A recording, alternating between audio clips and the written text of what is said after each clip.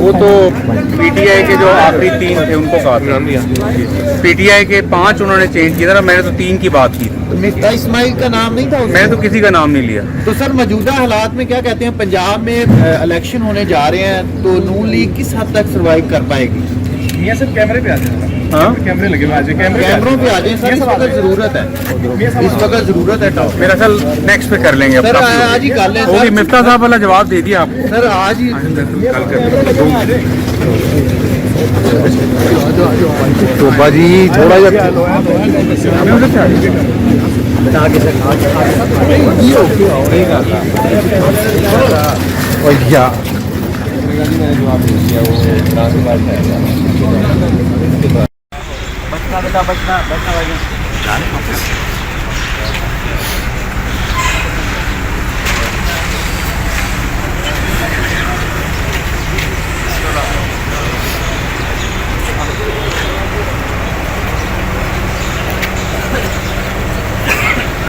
वो कहाँ गए assets?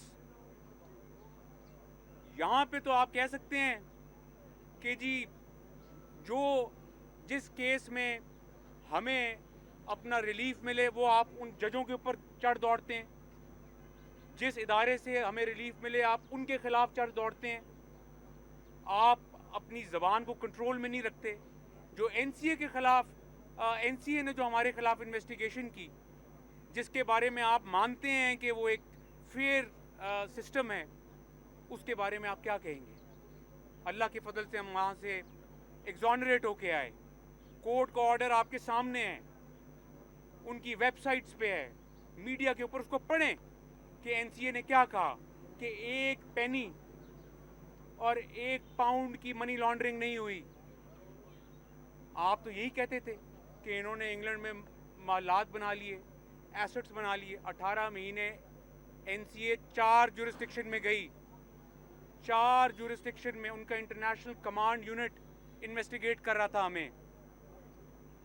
Dubai, United States, Switzerland, Italy, इन जुरिस्डिक्शन में एनसीए ने हमें इन्वेस्टिगेट करके वेस्टमिनिस्टर कोर्ट के अंदर लिख के दिया कि कोई एविडेंस नहीं करप्शन और किकबैक का। उसके बाद आ जाएं डेली मेल के ऊपर, जो अभी 3 दिन पहले फैसला हुआ। डेविड रोज जो ऑथर था डेली मेल के आर्टिकल का, उसको ये आज मैं आपको बता रहा हूं, शहजाद अकबर उसको नैब लाहौर के सेल में लेके आया जब वो अकाउंटेबिलिटी का हेड था। डेविड रोज को नैब सेल में लेके आया जब शहबाज शरीफ साहब अरेस्टेड थे, हमजा शहबाज अरेस्टेड थे, हमारी बहन मरियम नवाज अरेस्टेड थी, ख्वाजा साद रफीक साहब और हमारे बहुत से साथी अरेस्टेड थे। उस सेल में लाके उसको झूठी ब्रीफिंग दिलवाई, स्टोरी को प्लांट किया डेली मेल में और इंग्लैंड के अखबारों में उस स्टोरी को लगवाया। शहबाज शरीफ साहब ने सूट फाइल किया डेफेमेशन का, तौहीन का सूट फाइल किया इंग्लैंड में, और वो केस 3 साल चला। क्या नतीजा निकला उसका? उसके अंदर इल्ज़ामात थे कि ज़लज़ला ज़दगान के जो पैसे डिफिड ने, यूनाइटेड किंगडम ने फ्रेंडली बेसिस पे पाकिस्तान की मदद के लिए दिए थे, हमने उसमें करप्शन की, ये इल्ज़ाम था उसके अंदर। मनी लॉन्ड्रिंग के इल्ज़ामात थे उसके अंदर जो डेविड रोज ने स्टोरी की। वो डेफेमेशन सूट अदालत में गया, वहाँ पे अदालत में डेफेमेशन सूट जाता है, आपको पता है। और जस्टिस निकलन ने जो उसके ऊपर जो पहला जो उसके ऊपर आर्ग्यूमेंट्स हुए मीनिंग हेयरिंग के, वो हम जीते, और वो 2 साल पहले की बात है। और आज 3 दिन पहले आप देखें कि डेली मेल ने शहबाज शरीफ साहब से माफ़ी मांगी। इमरान खान को शर्म करो तुमने 4 साल पाकिस्तान के बर्बाद कर दिए। इकोनॉमी का जो खड्डा खोद के गए हो तुम, 25,000 अरब, ये मैंने खुद हिसाब लगाया आके, 25,000 अरब नेट इंक्रीज है पाकिस्तान के सॉवरेन डेट में। पाकिस्तान के कर्जों में 25,000 अरब का नेट इंक्रीज है। ये कौम से झूठ बोलता रहा कि जी मैंने कर्जे लिए कर्जे वापस करने के लिए, ये झूठ है। पाकिस्तानी पढ़े लिखे पाकिस्तानी हैं, समझदार हैं, वो जाके इसकी तस्दीक करें। इसने अपने दौर में 4 सालों में 25,000 अरब का कर्जा लिया। उसके अगेंस्ट इसने क्या किया? वो पैसा कहाँ गया? उसका हिसाब होगा।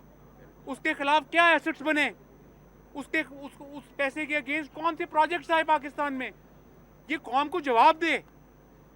ये घड़ियां चोरी करता रहा, पाकिस्तान की अमानत थी, दोस्त मुल्कों ने दी, ये वो चोरी। मैं चैलेंज करता हूं इसको, मैं इसको चैलेंज करता हूं, ये घड़ी बेचने, उसके पैसे लाने, उसकी रसीद कौम को पेश करे, दिखाए वो ट्रांजैक्शन कैसे हुई।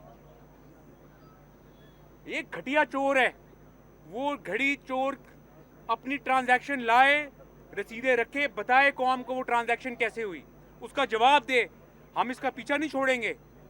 साइफर के ऊपर कौम को गुमराह किया इसने, बाद में अमरीकियों के पांव पड़ गया जाके।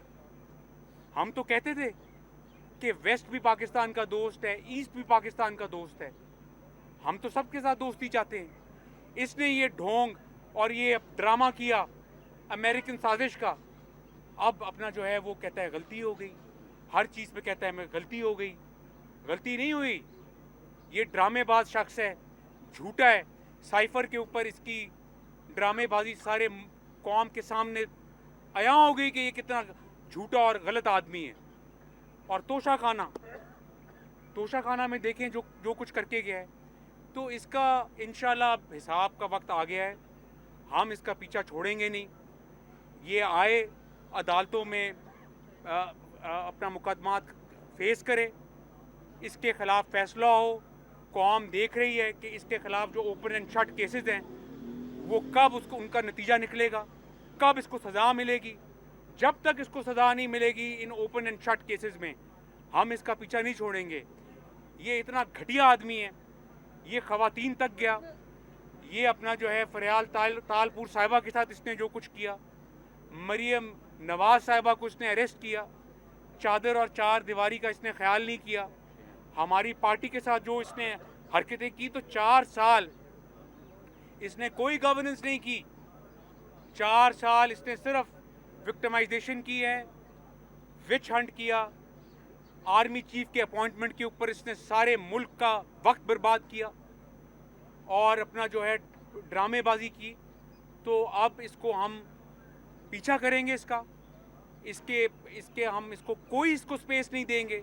ये किसी भूल में है और इसको इंशाल्लाह इन केसेस का पूरा फॉलो अप होगा और इसको सज़ा होगी इंशाल्लाह। और एक बात और, 190 मिलियन पाउंड का जो डाका पड़ा जब ये वज़ीर आज़म था, जो NCA का केस है, वो एक टेस्ट केस है।